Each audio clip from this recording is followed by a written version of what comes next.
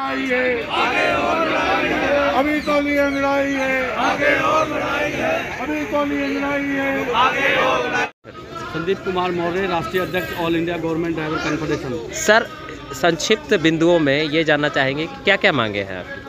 हमारी प्रथम मांग ये है कि जो हम लोग जंतर मंतर पर धरने पे बैठते हैं, पूरे देश के लोग जो माननीय प्रधानमंत्री जी के प्रति आशावान हैं और अपनी बात यहाँ पर कहते हैं, अनुशासित होकर यहाँ पर अपना ज्ञापन देते हैं, वो ज्ञापन, उसका जवाब क्यों नहीं आता, वो ज्ञापन किसके पास जाता है, पहले तो इसकी जांच होनी चाहिए। उसके बाद रही समस्या हमारी, तो वाहन चालक की समस्या जो है, कई सालों से हम लोग लगातार माननीय प्रधानमंत्री कार्यालय, महामहिम राष्ट्रपति महोदय के यहाँ भी हम लोग दे चुके हैं, DOPT भारत सरकार में दे चुके हैं और परिवहन मंत्री जी के यहाँ भी हमारी पत्रावली चल चुकी है, लेकिन उसका जवाब क्यों नहीं आता, हमें पता नहीं चलता। और वो समस्याओं का समाधान कब तक होगा?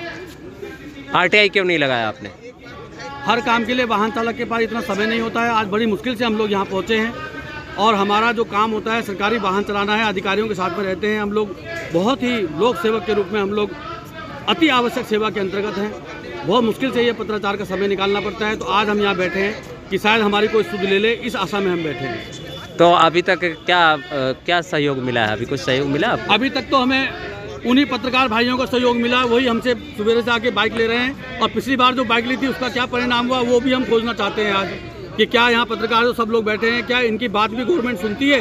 क्या जो चौथा स्तंभ कहलाता है पत्रकारिता, आज उस पत्रकारिता की क्या दशा है भारत में, वो भी हमें देखने को मिल रहा है जंतर मंतर पर। क्योंकि जंतर मंतर तो है पूरे देश के मुस्लिमों, गरीबों, शोषितों, पीड़ितों का एक बहुत बड़ा मंदिर की तरह है ये। लेकिन हम तो चालक के रूप में हम चाहते हैं कि जैसे भगवान श्री कृष्ण ने चालक पद को अपना आशीर्वाद दिया था, सारथी के रूप में इस पद को जो है भगवत गीता में उन्होंने रथ पे बैठ के ज्ञान दिया था अर्जुन को, तो उसी तरह गवर्नमेंट को भी चालक पद को जो है सम्मानित करते हुए संसद में एक जगह दे देनी चाहिए, एक प्रतिनिधि वाहन चालकों को वहाँ बनाना चाहिए, जिससे वो अपनी बात जो है संसद में कह सके, तभी चालकों का सम्मान होगा, भगवत गीता का सम्मान होगा, भगवान श्री कृष्ण का सम्मान होगा। तो क्या मतलब अगर मान लीजिए कि सरकार आपकी मांगे नहीं मानती है तो आंदोलन भी होगी? यह आंदोलन ही है ये। हमारे पास इतना टाइम तो है नहीं कि महीने भर हम यहाँ बैठे रहेंगे। हम तो शालीनता के साथ में अपना पत्र लेकर यहाँ आते हैं।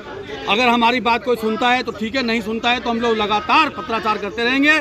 इस देश के ऊपर, इस देश के संविधान के ऊपर हमें विश्वास है, यहाँ की न्यायपालिका पे हमें विश्वास है, यहाँ के सभी माननीय जितने प्रधानमंत्री जी हमारे और आए और गए और आने वाले समय में जो बनेंगे, जो भी हमारे मंत्रीगण बनेंगे, उन सबके प्रति हमारा सम्मान है और हम अपना ज्ञापन देते रहेंगे इसी प्रकार से।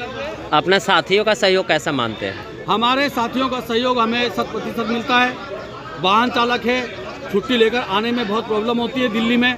मेरा तो माननीय प्रधानमंत्री जी से, माननीय परिवहन मंत्री जी से और माननीय अमित शाह जी से, हमारे जो गृह मंत्री हैं भारत के, उनसे यही अनुरोध है कि हमारे वाहन चालकों की दशा को आपने सुधारना पड़ेगा।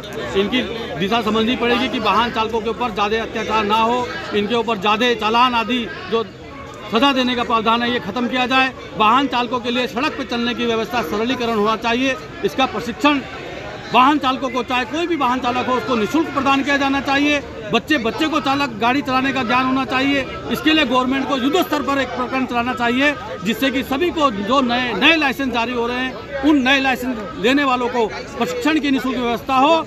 जब भी किसी का चालान हो, चालान के रूप में प्रशिक्षण की व्यवस्था की जाए, ना कि उससे पैसे दोहन करने का कार्य किया जाए। क्योंकि पैसा लेने की जो व्यवस्था है, इसकी वजह से भ्रष्टाचार फैल रहा है। कोई भी पुलिस या कोई भी अधिकारी ऐसा हाथ देके गाड़ी रोक लेता है और कभी कहता है बेल्ट नहीं लगाई, कभी कहता है ये नहीं हुआ, कभी दाएं चलेगी, कभी बाएं चलेगी। लेकिन हमारे लोगों की अगर बात सुना जाए, जो सड़क पर चलते हैं, जो हजार किलोमीटर गाड़ी चला चुके हैं, ऐसे अनुभवी चालकों की बातें अगर सुनी जाएंगी तो मैं समझता हूं कि गवर्नमेंट जो है अच्छी नीति पर काम करेगी, अच्छी परिवहन नीति बनेगी, अच्छी तरह से सड़कों पर संचालन होगा। ये ट्रैफिक जाम की व्यवस्था उन अनुभवी लोगों के हाथ में आनी चाहिए जो ट्रैफिक के विषय में जानते हैं, सड़क पे चलना जानते हैं, जिनको सड़क पे गाड़ी चलानी पड़ती है। ऐसे अनुभवी लोगों को साथ लेना चाहिए। थैंक यू, बहुत बहुत धन्यवाद, बहुत अच्छी बात।